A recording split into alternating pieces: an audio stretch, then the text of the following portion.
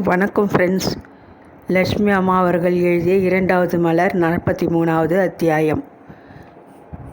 இது நாள் வரை குப்புசாமி தம் கடமையை சரிவர செய்வது கடவுள் வழிபாட்டிற்கு சமம் என்றே கருதி வந்தார்.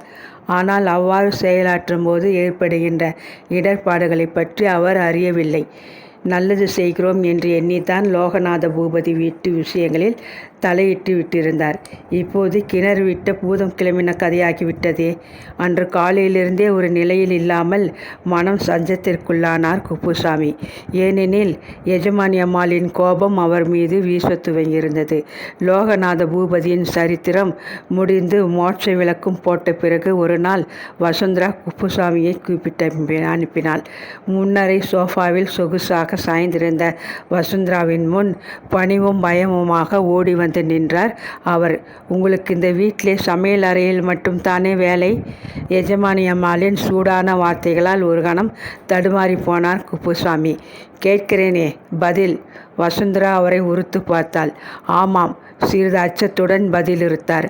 சமையல் கட்டை விட்டுட்டு வீட்டு விவகாரத்திலே அதிகமாக தலையிட்டு குழப்பியிருக்கீங்க. மன்னிக்கணும், நான் அப்படி ஏதும். அவர் மறுக்கும் முன் வசுந்தரா சீறினாள். இவ்வளோ பெரிய வயது அனுபவம் எல்லாத்தையும் மறந்துட்டு பொய் பேசுகிறீங்க. உங்களுக்கே இது கேவலமாக இல்லை? குப்புசாமி விழித்தார். எஜமானி அம்மாள் எதற்காக கோபிக்கிறாள்? இங்கே நடக்கிறது எல்லாம் மஞ்சுநாதன் தெருவில் போய் முடிஞ்சு கொடுத்துட்டு வந்திருக்கீங்க. திங்கிறது இந்த வீட்டு சோறு, செய்கிறதெல்லாம் எனக்கு துரோகம். வசுந்தராவின் குரல் உயர்ந்து கொண்டே போயிற்று. துரோகமா? அவரா? அந்த வீட்டு உப்பை தின்று வளர்ந்த உடம்பு. லோகநாத பூபதியின் குடும்பத்தின் பால் மற்றற்ற பாசம் வைத்தவர். அதற்காகத்தானே அத்தனை பாடுபட்டார். அந்த குடும்பம் ஒன்று சேர வேண்டும் என்று ஆசைப்பட்டவராயிற்றே. வாயை திறக்க மாட்டீங்களே. நடந்ததெல்லாம் போகட்டும். உங்களை எச்சரிக்கை செய்ய தான் கூப்பிட்டு அனுப்பினேன். உங்களோட தூது நடக்கிற வேலையெல்லாம் இத்தோடு நிறுத்தி கொள்ளுங்கள். அடிக்குரலில் உருமி விட்டு எழுந்து கொண்டாள். குப்புசாமிக்கு துயரம் தொண்டையை கவ்விக்கொண்டது. அதன் பிறகு எவரிடமும் பேச பிடிக்காதவராய் வீட்டினுள் வளைய வந்தார். ஆனாலும் மனதினுள் தாரா என்ன செய்கிறாளோ? குழந்தை கார்த்திக் அப்பாவை எண்ணி ஏங்கி போயிருப்பானே. பலவாறு மனம் கலங்கி போனார். சம்யுக்தாவிடம் கூட அவரால் மனம் விட்டு பேச இயலவில்லை. அப்பாவை பார்க்க வேண்டும், அவருடன் பேச வேண்டும் துடித்து கொண்டிருந்த அவள் திடீரென எதிர்பாராத நிலையில் தந்தையின் உயிரற்ற சடலத்தை காண நேர்ந்த துயரில் ஊமையாகிவிட்டிருந்தாள்.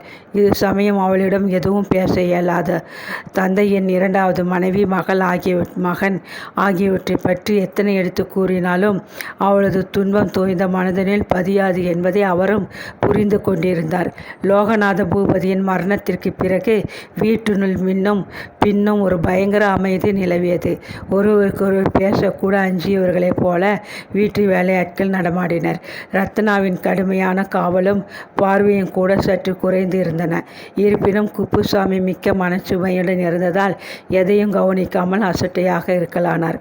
வசுந்தரா மீண்டும் அலுவலக வேலைகளை கவனிக்க துவங்கியிருந்தாள். அன்று காலை அவள் வழக்கம் போல் அலுவலகத்திற்கு புறப்பட்டிருந்த சமயம் முன்புற வாயிலில் கார் வந்து நின்றது. காரின் கதவை திறந்து கொண்டு இறங்கிய வக்கீல் கோதண்டத்தை அது சமயம் தற்செயலாக வெளியே எட்டி பார்த்த குப்புசாமி பார்த்துவிட்டார். எதற்காக திருச்சியிலிருந்து வக்கீல் ஐயா புறப்பட்டு வரணும்? அதுதான் எஜமானர் இறந்தபோது துக்கம் விசாரிக்க வந்துட்டு போனாரே. சந்தேகத்துடன் காதுகளை கூர்மையாக்கினார். கண்களை மட்டும் கவனியாதவரை போல வேற எங்கேயோ படரவிட்டார். முன்னரையில் சோஃபாவில் அமர்ந்தபடி வசுந்தரா அவரிடம் பேசியதை அவரால் கேட்க முடியாவிட்டாலும் ஓரளவு ஊகிக்க முடிந்தது. காஃபி பலகாரம் கொண்டு வைக்கும் சாக்கில் லேசாக விஷயத்தை புரிந்து கொள்ள முயன்றவர் திடுக்கிட்டு போனார். மஞ்சுநாதன் தெருவிலுள்ள வீடு ரங்கம்மாள் என்கிற கேள்வியோடது. அதை வாங்கிடுறது ரொம்ப எளிது. பிள்ளைங்களுக்கு கொஞ்சம் பணத்தை வச்சா எல்லாம் முடிஞ்சிடும், வக்கீல் அடித்து கூறினார். முக்கியமாக அவுட் ஹவுஸு காலி ஆகணும். வசுந்தரா பட்களை கடித்தாள். காப்பி தட்டை கையில் எடுக்க போன குப்புசாமியின் உடல் முழுவதும் ஒரு வினாடி பயத்தால் வியர்த்தது.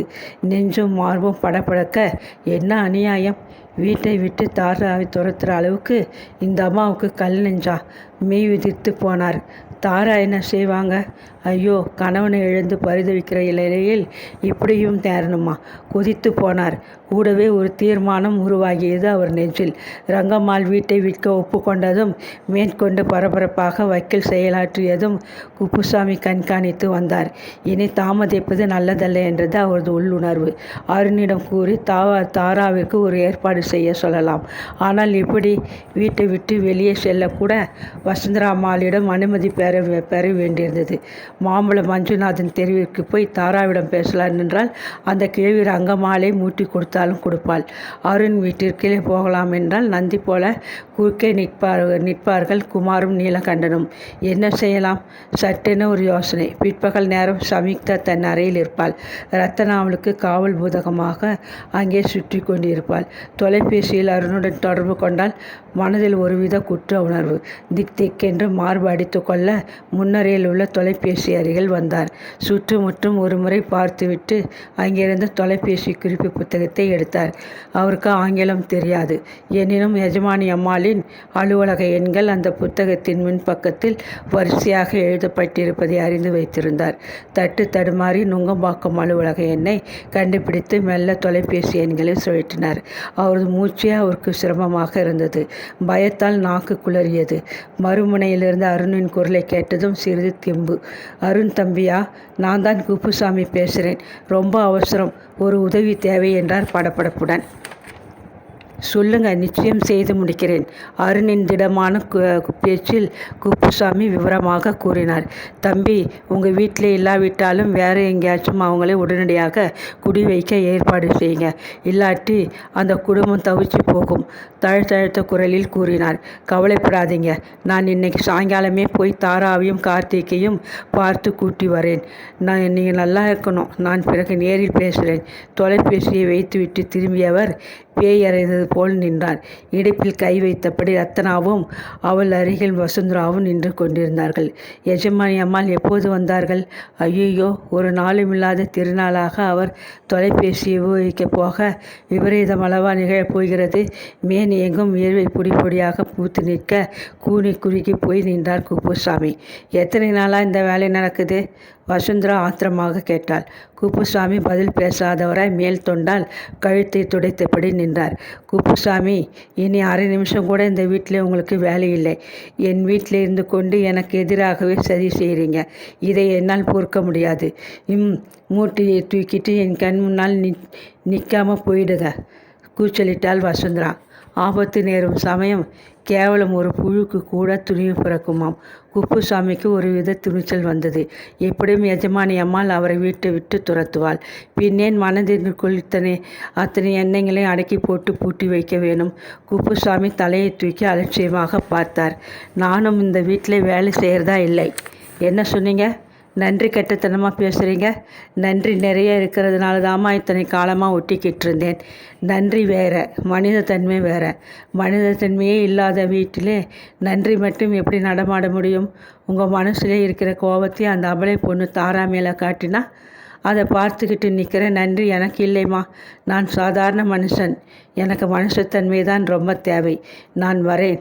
துண்டை உதறி தோளில் போட்டபடி வெளியே இறங்கி வந்துவிட்டார் அவர். அத்தியாயம் 44. கோதையம்மாள் மெத்த அதிர்ச்சிக்கு உள்ளாகி விட்டிருந்தது என்னவோ உண்மைதான். எதிர்பாராத பூபதியின் முடிவு அவரது வாழ்க்கையில் நிகழ்ந்த போராட்டங்கள் யாவற்றையும் கொஞ்சம் கொஞ்சமாக அறிய வந்தபோது அவள் மனம் கரைந்து போனாள். கூடத்து பாயின் மீது உறங்கிக் கொண்டிருந்த குழந்தை கார்த்திக்கின் மூக்கும் சாயலும் அச்சாக பூபதியை உறங்குவது போன்ற பிரமிப்பு. அருகில் அமர்ந்திருந்த தாராவை பார்த்தவளது நெஞ்சை யாரோ கசக்கி பிழுவது போன்ற ஒரு வேதனை. இந்த பெண்ணுக்கு ஏன் இப்படி ஒரு துயரம் சம்பவிக்க வேண்டும்? அத்துடன் மட்டுமா? வீட்டை விட்டு வெளியே துரத்தும் அளவிற்கு இந்த பெண் செய்த பாவம் என்ன? பூபதி போன்ற நல்லதொரு பண்பாளரின் மனைவியாக வாழ்ந்ததற்காகவா? பலவாறு எண்ணி மனம் குமுறினாள். அருண் மிக்க அவசரமாக அன்று ஒரு நாள் தாராவுடனும் கார்த்திகுடனும் வந்து நின்ற காட்சி நினைப்புக்கு வந்தது. மாலை 4 மணி அளவில் வாயில் பக்கம் ஆட்டோ ஒலி கேட்டராத கோதை எட்டி பார்த்தாள். வியப்புடன் தாரா குழந்தை சகிதம் இறங்கி கொண்டிருந்தாள். அருண் வியப்புடன் நின்றாள் கோதை. அம்மா, இவங்களுக்கு ஒரு இடம் தேடுற வரை இவங்க நம்ம கூட இருக்கட்டும்னு அழைச்சிட்டு வந்துட்டேன். அவனது குரலில் மன்னிப்பும் கேட்கும் தோரணை. உள்ளே வர தயங்கியபடி நின்ற தாராவை ஆதரவுடன் தோலை பற்றி, வாமா, இது உன் வீடுன்னு நினைச்சுக்கொள்ளு என்றாள் கோதை.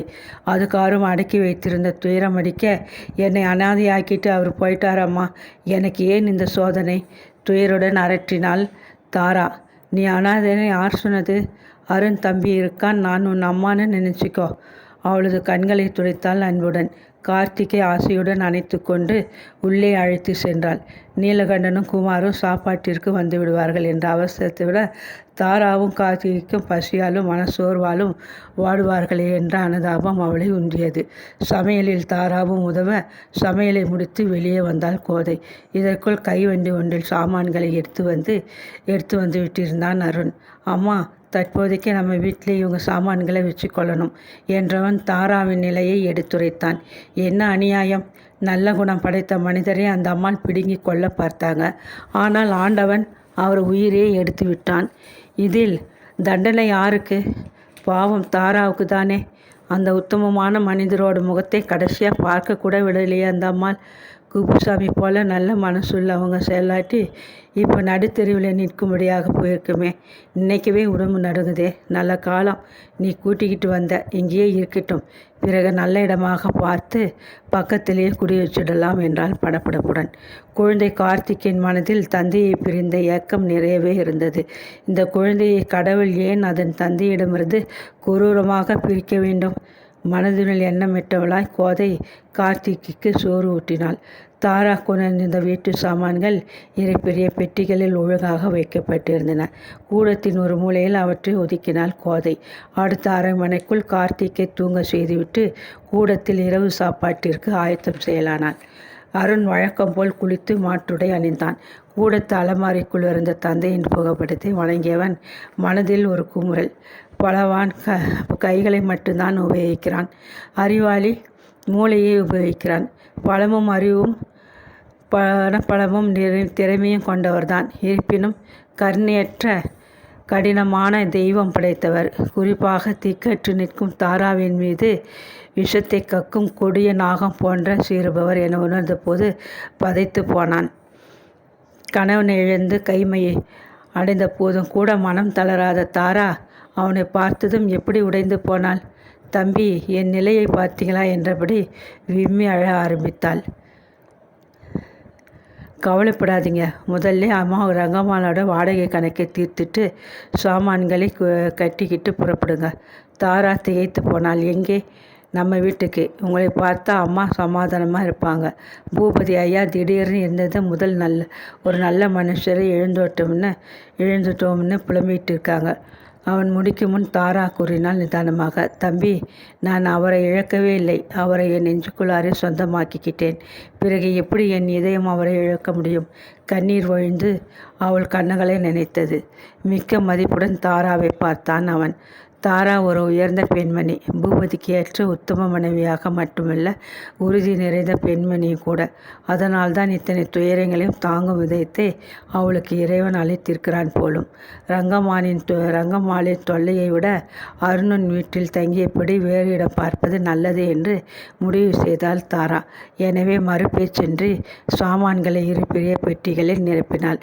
ரங்கம்மாளுக்கு தர வேண்டிய வீட்டு வாடகை, மின் கட்டணம் ஆகியவற்றை கணக்கு தீர்த்து வீட்டை ஒப்படைத்துவிட்டு புறப்பட்டு விட்டாள்.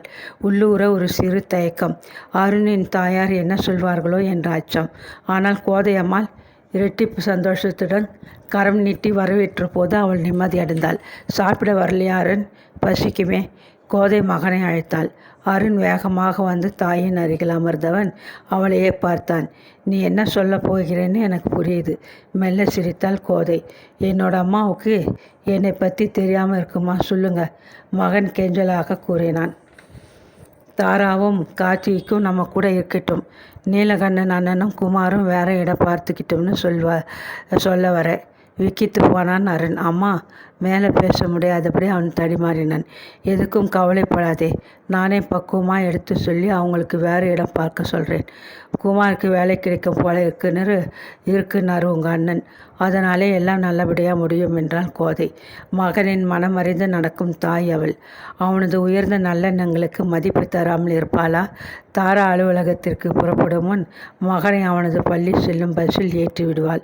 பிறகு அலுவலகம் திரும்பியதும் குழந்தையிடம் பள்ளி பாடங்களை பற்றி கேட்பாள், உதவி செய்வாள். பொழுதும் அமைதியாக போயிற்று. இதே போல அன்றும் கூடத்து பாயின் மீது சுருண்டு கொண்டிருந்தான் குழந்தை கார்த்திக். சிறிது நேர இருட்டிற்கு பின்னர் வீடு திரும்பிய நீலகண்டன் வியப்புடன் கார்த்திக்கை பார்த்தார். யார் பையன்? அறியும் ஆவல் உண்டு அவர் கேட்டார். கோதை அம்மாள் சட்டென்னு பதிலளித்தாள். அவனும் அவன் அம்மாவும் நம்மளோடு இருக்க போகிறாங்க. புருஷனை இழந்த பொண்ணு வேறு எங்கே போவா? என்னை போல அவளும் தவிச்சு போகாமல் இருக்கட்டும்னு இங்கே அழைச்சிட்டு வந்துட்டான் அருண். நீலகண்டனுக்கு நிலைமையை நாசுக்காக உணர்த்திவிட்டாள் கோதையம்மாள். மகனுடன் அன்று என்ன பேசினாரோ தெரியாது. மறுநாளே அவர்கள் வேறு லாட்ஜில் இடம் பார்த்து கொண்டு போய்விட்டார்கள். என்னால் தான் அவங்களுக்கு கஷ்டம். தாரா வருந்திய போது அவங்க புறப்பட்டு போனது எனக்கு இஷ்டம் என்றான் அருண். கூடத்து சுவரில் மாட்டியிருந்த கடிகாரம் 6 காட்டியது. கோதை சட்டுன்னு எழுந்தாள். அருண் தம்பி, ஏன் இவ்வளோ நேரமாகுது, இன்னும் வரலை? கவலையுடன் வாயிற்பக்கம் வந்து எட்டி பார்த்தாள் கோதை. அருண் வேகமாக வருவதைக் கண்டதும் சிறிது நிம்மதி அடைந்தவளாய் திரும்பினாள். கையில் பிஸ்கட் பட்டலத்துக்கு தாங்கியபடியே உள்ளே வந்தான். இன்னைக்கு ஆஃபீஸிலே நேரமாயிட்டது. குழந்தை அதுக்குள்ளார தூங்கிட்டானா? கேட்டபடி தாயிடம் பிஸ்கட் பட்டலத்தை கொடுத்தான். ஆமாம் தம்பி, அலுப்பாக தூங்கிட்டது. ஆஃபீஸில் வேலை அதிகமாக உனக்கு?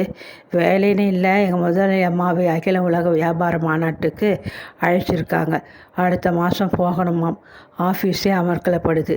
அதான் நேரம் ஆயிட்டுது. அவன் வேகமாக குளியலறை பக்கம் சென்றான். என்ன வேடிக்கையான உலகம்! ஒருத்திக்கு இடி மேலே இடி, மற்றொருத்திக்கு வாழ்வுக்கு மேல் வாழ்வு. கசப்பும் வெறுப்புமாக கோதை உள்பக்கம் சென்றாள். சிறிது நேரத்தில் சாப்பிட அமர்ந்த மூவரும் எதுவும் பேசாமல் அவரவர் நினைப்பிலே இருந்தனர். திடீரென அங்கு நிலவிய அமைதி நெஞ்சை இருக்குவது போல உணர்ந்தான் அருண். தொண்டையை சிறுமியப்படி, பூபதி ஐயா புகைப்படம் இருந்தால் கொடுங்க, அதை பெருசாக்கி மாட்டி வைக்கணும். என்னோட சின்ன கோரிக்கை என்றான் தாராவை நோக்கி. நிச்சயமாக தரேன். அதே போல் எனக்கும் ஒரு வேண்டுகோள். தயக்கமாக ஆரம்பித்தாள் தாரா. நீங்கள் சொல்லுங்கள், கட்டாயம் நிறைவேற்றி வைக்கிறேன். உணர்ச்சியில் கரகரத்தது அவன் குரல். எனக்குன்னு தனியாக ஒரு சின்ன குடிசை வேணும். அதை தேடி கொடுத்துட்டா? விமலை அடக்க முயன்று தலையை குனிந்து கொண்டாள் தாரா. தயவு செஞ்சு இனி நீ கண்ணீர் சிந்தாதீங்க. நீங்கள் பட்ட துயரமெல்லாம் போதும். இனிமேல் கார்த்திக்கின் நல்வாழ்விற்காக நீங்களும் நல்லபடியாக இருக்க வேணாமா? அருண் உருக்கமாக கேட்டான். தாரா, நானும் கஷ்டப்பட்டு முன்னேறியவள். இத்தனைக்கும் எனக்கு உன்னை போல் படிப்பு அறிவு எதுவுமே இருக்கலை. உழைக்க 2 கைகள், உடம்பில் ஒரு பலம், இதுதான் துணையாக இருந்துச்சு. அதனாலே இதுபோல் சந்தர்ப்பங்களிலே பெண்கள் மனசை இழக்கக்கூடாது. அழுதாலும் அரிசி பானையில் கையிடணுமே என்பாங்க. அதனாலே நீ துணிவோடு வாழணுமா என்றாள் கோதை பரிவுடன். தாரா கண்களை துடைத்து கொண்டாள். அது சமயம் வேகமாக யாரோ வயிற்கருவி தட்டும் ஒலி கேட்டது. அருண் பாதி சாப்பாட்டில் எழுந்து சென்று கதவை திறந்தவன் திடுக்கிட்டு போனான். குப்புசாமி சமிக்தாவுடன் நின்றிருந்தார். முதல்ல பாப்பாவை உள்ளே கூட்டிக்கிட்டு போங்க தம்பி, பிறகு விவரம் பேசுவோம் என்று படப்படுத்தார். அத்தியாயம் 45. கடைசி அத்தியாயம் கூட. கதையின் முடிவு பகுதிக்கு வந்துவிட்டோம். காலை கதிரவனின் ஒளி மெல்ல படர்ந்து முன்னால் ஜன்னல் அருகே விழுந்து கொண்டிருந்தது. வசுந்தரா அழுங்கிய கூந்தலும் கசங்கிய சேலையுமாக சோஃபாவின் மீது சாய்ந்திருந்தாள். அவளது நிழலாக தொடர்ந்து கொண்டே நிற்கும் அத்திராவிற்கே மிக்க அதிசயமாக இருந்தது எஜமானியின் தோற்றம். குழப்பத்துடன் உள்பக்கம் சென்றாள். பங்களா முழுவதும் நிசப்தமாக இருந்தது. தனிமை இனிமை தரும் என்று சொன்னானமே எவனோ ஒருத்தன். தனிமை கொடுமையாக அல்லவா இருக்கிறது? வசுந்தரா சோர்வுடன் கையில் இருந்த கடிகாரத்தை மீண்டும் உற்று பார்த்தாள். அம்மா, உங்கள் அந்தஸ்து, அதிகாரம் இவற்றிற்கு ஏற்ற மகளாக என்னால் வாழ இயலவில்லை. என் மனதிற்கு பிடித்தமானவரை நானே தேடி சென்று மணந்து கொள்வதாக முடிவு எடுத்துவிட்டேன். மன்னிக்கவும். உங்கள் மகள் சம்யுக்தா. வசுந்தராவின் கண்களிலிருந்து நீர் பெருகியது. எந்த மகளுக்காக அவள் வாழ்க்கையில் போராடி வெற்றி கண்டாலோ அதே மகள் அவளை உதறிவிட்டு வீட்டை விட்டு வெளியேறிவிட்டாள். அதிலும் சொல்லாமல் கொள்ளாமல். ஏன்? எதனால்? எப்படி நிகழ்ந்தது? அவள் எங்கே தவறு செய்தாள்? முதன்முறையாக வசுந்தரா தான் செய்த தவறுகளை பற்றி சிந்திக்க துவங்கினாள். பெரிய வியாபார நிபுணர், அந்த துறையில் பிரபலமாக வேண்டும் என்ற ஆசை, அத்தகைய புகழுக்கு பேராசைப்பட்டதில் அவள் தாய் என்ற தகுதியில் ஏழையாக்கிவிட்டாளா? முதல் நாள் சம்பவம் நினைப்புக்கு வந்தது. அலுவலகத்திலும் தொழிற்சாலையிலும் அன்று வசுந்தராவுக்கு நிறைய வேலைகள் இருந்தன. அவளை அகில உலக வியாபாரிகள் மாநாட்டிற்கு வெளிநாட்டிலிருந்து அழைப்பு வந்தது. குறித்து ஏகப்பட்ட புகழுரைகள், தொலைபேசி பாராட்டுகள். வக்கீலை கூப்பிட்டு சட்டப்படி சொத்து விவரங்களை சம்யுக்தாவின் பெயருக்கு மாற்றும்படி கேட்டுக்கொண்டாள். ரங்கம்மாளின் வீட்டை கிரயம் செய்த ஆனந்தம் கோதண்டத்திற்கு. அந்த வெற்றி மதமதப்பில், அதிலும் தாராவை வெளியேற்றம் செய்த எக்களிப்பில் அவர் தலையை ஆட்டி கொண்டிருந்தார். காரியதரிசி அவள் வெளிநாடு செல்ல வேண்டிய விவரங்களை மடமடவென கவனிக்க தொடங்கினார். பாஸ்போர்ட், விசா, அவள் செல்ல வேண்டிய இடங்கள், சந்திக்க வேண்டிய மனிதர்கள் ஆகிய பல விஷயங்களை தயாரித்தார். சம்யுக்தாவை இது சமயம் தனியே விடுவது நல்லதில்லை என்று வசுந்தராவின் மனத்தின் ஒரு மூலையில் சிறு உறுத்தல். கூடவே அவளையும் அழைத்து போய்விட்டால் வீட்டை கவனிக்க ரத்தனா இருக்கவே இருக்கிறாள். வசுந்தராவிற்கு யோசனை பலிச்சிட்டது. சம்யுக்தாவின் பாஸ்போர்ட், விசா ஆகியவற்றை தயார் செய்யும்படி உத்தரவிட்டுவிட்டு காரை எடுத்துக்கொண்டு புறப்பட்டாள். நுங்கம்பாக்கம் அலுவலகத்தை விட்டு புறப்பட்ட சிறிய தூரம் சென்றவளது கண்களில் அந்த காட்சி தென்பட்டது. பஸ் நிலையம் ஒன்றின் அருகே குப்புசாமியும் சம்யுக்தாவும் பேசிக்கொண்டு நிற்பதை பார்த்தவளது முகம் கோபத்தால் சூடேறியது. என்ன தைரியம்! வேலையை தூக்கி எறிந்து விட்டு போன அந்த கிழவன் மீண்டும் அவள் மகனை வளைத்து போட முனைகிறாரா? சதா பாப்பா பாப்பா என்று பேசி சம்யுக்தாவை சிறு குழந்தையாகவே ஆக்கிவிட்டாரா? கோபத்துடன் பற்களை கடித்தாள். வழியில் இறங்கி அதட்டினால் 4 பேரின் நகைப்பிற்கு இடமாகிவிடும். வீட்டுக்கு வரட்டும், சம்யுக்தாவை விசாரிப்போம். மனதிற்குள் கடிவாளமிட்டபடி வீடு போய் சேர்ந்தாள். குப்புசாமி இல்லாததால் ரத்னாவே அவரது வேலையை ஏற்றுக்கொண்டிருந்தாள். வழியில் கண்ட சம்பவத்தின் பாதிப்பினால் வசுந்தாவிற்கு அவள் தந்த காப்பி கூட ரசிக்கவில்லை. சம்யுக்தா வந்தா என் அறைக்கு வர சொல்லு, கடுமையாக கூறிவிட்டு தன் அறைக்குள் புலி போல் உலவி கொண்டிருந்தாள். லேசாக கதவை தட்டிவிட்டு உள்ளே வந்த மகளை முறைத்து பார்த்தாள் வசுந்தரா. நான் யூரோப் டூர் போகிறேன்னு தெரிஞ்சிருக்கும். மகள் தலையை அசைத்தாள். உன்னையும் கூட கூட்டிக்கிட்டு போகணும்னு தீர்மானிச்சிட்டேன். அதனாலே நீயும் தயாராகிடு. மகள் திடுக்கிட்டு, நானா? நான் வரலை என்றதும் வசுந்தராவின் பொறுமை எகிரி போயிற்று. ஏன் வரமாட்டேன்னு எனக்கு தெரியும். நீ அந்த குப்புசாமி கிழவனை பிடிச்சி அந்த அருண் வீட்டை தேடி போக பார்க்குற. அதுக்கு நான் விடமாட்டேன், உரிமினாள் சினத்துடன். நான் மேஜரான பெண். என்னையோ என் விருப்பத்தையோ நீங்கள் பலவந்தப்படுத்த முடியாது. குப்புசாமி தாத்தாவிடம் நான் குழந்தை முதல் பழகினவ. அவரை தற்செயலாக பஸ் நிலையத்தில் பார்த்து பேசினேன் என்றவள் வசுந்தராவின் நெருங்கி வந்தாள். அம்மா, எனக்கு ஒரு தம்பி இருக்கான் என்றோ, எங்கள் சித்தியை நீங்கள் அவமானப்படுத்தி அல்லல் படுத்தி ஒரு வீட்டை விரட்டிட்டீங்கன்னோ தெரியாமல் போயிடுச்சு. நீங்கள் பெரிய வியாபார மயதையாக இருக்கலாம், ஆனால் மனுஷத்தன்மையோடு இல்லைன்னு நினைக்கும் போது சம்யுக்தாவின் குரல் தழுத்தழுத்துது. நிறுத்து, நீ ரொம்பவே பேச கற்றுக்கிட்டு இருக்க. எது செய்தாலும் அதெல்லாம் உன் நன்மைக்கு தான், உன் வாழ்வுக்காக தான் செய்தேன்னு உனக்கு புரியுமா? வசுந்தரா சீறினாள். எது நன்மை?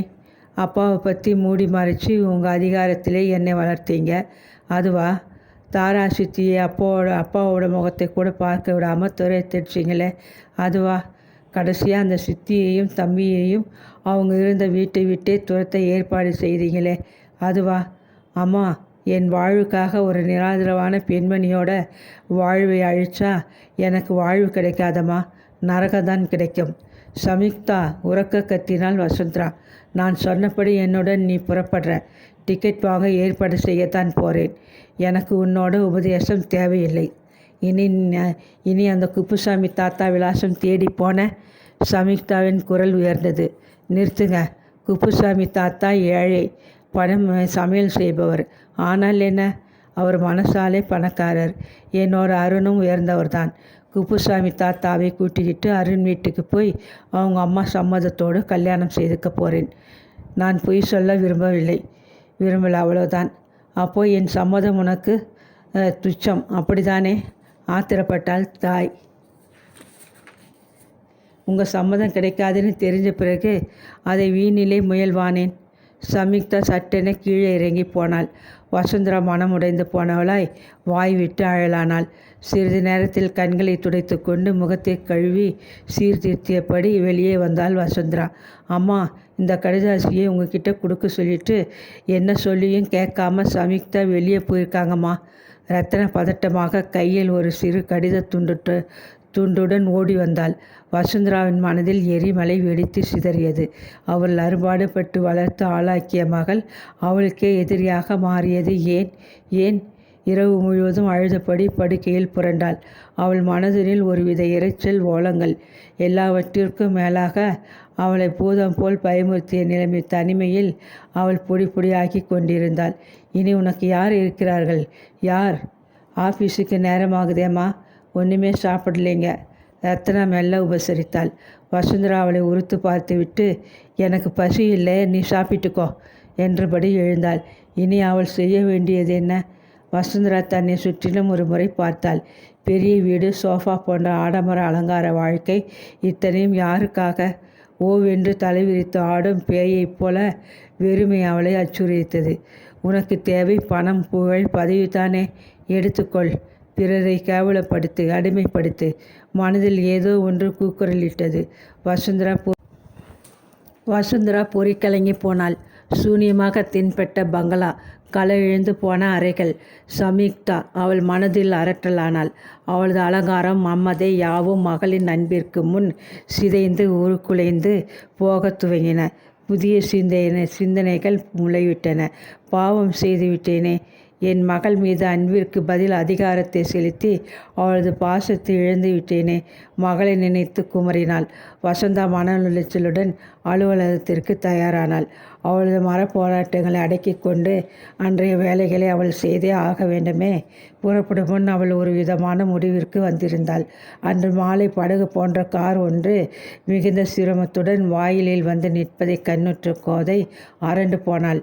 தாராவிற்கு வீடு தேடித்தரும் பொருட்டு அருண் விடுப்பு எடுத்திருந்தான். அத்துடன் சம்யுக்தாவும் குப்புசாமியும் அங்கே வந்து சேர்ந்திருந்தனர். குப்புசாமி சற்று தள்ளி ஒரு லாட்ஜ் அறையில் தங்கியிருந்தார். தம்பி, பாப்பா ஒரே பிடிவாதமாக உங்களை நாடி வந்திருக்கு. என்ன எதிர்ப்பு வந்தாலும் கைவிட மாட்டேன்னு சத்தியம் செய்யுங்க என்று உறுதிமொழி வாங்கிய பிறகே அவளை உள்ளே அழைத்து சென்றார் குப்புசாமி. கோதை அம்மாள் அதற்கு மேல் மறுத்து பேச இயலாமல் போயிற்று. திருமணம் பேசி முடிக்கிற வரை சம்யுக்தா என்னோடு இருக்கட்டும் என்று தாரா பரிந்து பேசினாள். அருணுக்கு வீடு பார்க்கும் வேலை தீவிரமாகியது. அன்று அலைந்து திரிந்து களைப்புடன் வீடு திரும்பிய அருணும் அவசரமாக எட்டி பார்த்தான். கூடத்தில் பேசி கொண்டிருந்த தாரா, சம்யுக்தா, குப்புசாமி யாவரும் கூடவே பின்னால் வந்தவர்கள் அனைவரும் பிரமித்து போனார்கள். வசுந்தரா நிதானமாக காரில் நின்றும் இறங்கி வீட்டை ஒருமுறை நோட்டமிட்டாள். பிறகு சரியான வீடு என்று கணிப்புடன் உள்ளே படியேறி வந்தாள். முகத்தில் ஒருவித தீர்மானம் கொண்டிருந்தது. என்னை அனுப்பிடாதீங்க அருண். நடுக்கத்துடன் அவள் கைகள் அவளையும் அறியாமல் பற்றி கொண்டாள் சம்யுக்தா. அவள் உடல் அச்சத்தால் குலுங்கியது. இவள் இங்கேயும் வந்து விட்டாளே. பீதியுடன் கோதையிடம் ஒட்டி கொண்டாள் தாரா. ஏன் அப்படியே நின்றுட்டீங்க? எல்லோரும் என்னை உள்ளே கூப்பிட மாட்டீங்களா என்ன? கேட்டபடியே வசுந்தரா உள்ளே வந்தாள். கூடத்து சுவரில் அப்போதுதான் மாட்டப்பட்டிருந்த பூபதியின் பெரிய புகைப்படத்தை பார்த்ததும் அவள் கண்களில் நீர் கசிந்தது. தவறுகளிலே வாழ்ந்து பேயாக மாறிப்போனேன். இப்போ நான் செய்த பாவங்களுக்கு மன்னிப்பு கேட்க வந்திருக்கிறேன். தயவு செஞ்சு எனக்கு பரிகாரம் செய்து ஆசி கூறுங்க. அவள் மனம் பச்சதாபத்தால் உருகியது. யாருமா இவங்க? அன்னைக்கு ஒரு நாள் பார்த்தமே. குழந்தை கார்த்திக்கு உள்ளே ஓடி வந்தவன் கேட்டான். பயத்தினால் உறைந்து போனவர்களுக்கு ஒரு ஆச்சரியம் காத்திருந்தது. குழந்தையை வாரி எடுத்த வசுந்தரா, நான் தாண்டா உன் பெரியம்மா, நான் வெளியூர் போகிறேன்னு சொல்லிவிட்டு போக வந்தேன் என்றவள் அவனை மார்போடு அணைத்து இரு கன்னங்களிலும் முத்தமிட்டாள். வசுந்தரா என்ற ஆணவம் மிகுந்த பெண்மணிக்குள்ளும் ஒரு அன்பான தாயின் இருக்கிறது என்பதையும் சம்யுக்தா உணர்ந்தாள். அம்மா என்று கேவியபடி தாயை கட்டி கொண்டு அழத் துவங்கினாள். சம்யுக்தா, அழாதே. அன்புக்கு முன்னால் நான் தோத்து போயிட்டேன். எல்லாமே உன் விருப்பப்படி நடக்கும். நீ வா என்றவள். தம்பி அருண், இங்கே வா என்றாள் கூச்சத்துடன். அவள் அருகில் வந்ததும், என் மகனை மட்டுமல்ல, என் தொழில் நிர்வாகத்தையும் உன் கையில் ஒப்படைக்க தீர்மானம் செய்துட்டேன் என்றாள், கண்களில் நீர் துளிக்க. தாரா மிகுந்த கவலையுடன் யாவரையும் பார்த்தாள். வசுந்தரா கார்த்திகேயனத்தைப்படி அவளிடம் சென்றாள். தாரா, நடந்ததெல்லாம் மறந்துவிடு. ரங்கம்மாளின் வீட்டை நான் வாங்கியது சம்யுக்தா திருமணமாகி குடும்பம் நடத்த. நீயும் நானும் நமது வீட்டில் இருப்போம். சம்மதமா? தன் காதுகளையே நம்ப முடியாதவளாய், என்ன சொல்கிறீங்க என்று தடுமாறினாள். நான் இனி அடிக்கடி வெளிநாடுகளுக்கு போக நேரும். வீட்டை நிர்வகிக்கிறது உன் பொறுப்பு. என்ன நினைக்கிற? நான் எப்படி மனசு மாறி போனேன் என்றா? இதோ இவனை பார்த்துதான். அப்படி அப்பா சாயல், அதே மூக்கு, சாயல் எல்லாமே அச்சு. அவரே என் எதிரே வந்து நிற்கிறது போல இருந்துச்சு. சம்யுக்தாவை குழந்தையாக கையில் நான் ஏந்தின போது ஒரு மலரை சுமந்த மகிழ்ச்சி இருந்தது. அதே உணர்ச்சி அவரோட மகனை சுமந்த போது என் உள்ளத்திலே ஏற்பட்டது. இந்த இரண்டாவது மலரை விச்சு வாடாமல் காப்பாற்ற வேண்டியது என் கடமைன்னு தீர்மானித்தேன். நற்குணம் படைச்ச அவரோட எனக்கு வாழ தெரியலை. இப்போ அவரது சாயலை உரிச்சுக்கிட்டு வந்திருக்கிற இந்த குழந்தையோட வாழற பாக்கியத்தையாவது எனக்கு தருவியா தாரா? வசுந்தரா விம்மியபடி கேட்டாள். அவருக்காக நான் எதையும் செய்வேன் அக்கா. நீங்கள் மனதை தளர விடாதீங்க என்று தாரா மன நிகழ்வுடன் வசுந்தராவின் தோலை பற்றி கொண்டாள். திருஷ்டி சுற்றி போடுங்கோ போடுங்கோ, குப்புசாமி உற்சாகமாக கத்தினார். சிரிப்பு ஒளி அங்கு படர்ந்தது. இந்த கதை இத்துடன் முடிவடைந்தது. வசுந்தராவின் அகம்பாவம், ஆணவம் மகளின் பாசத்தின் முன்னாடி தோற்றுவிட்டது என்றுதான் ஆசிரியர் சொல்ல வருகிறார். அடுத்த கதையில் நாம் சந்திப்போம். நன்றி, வணக்கம்.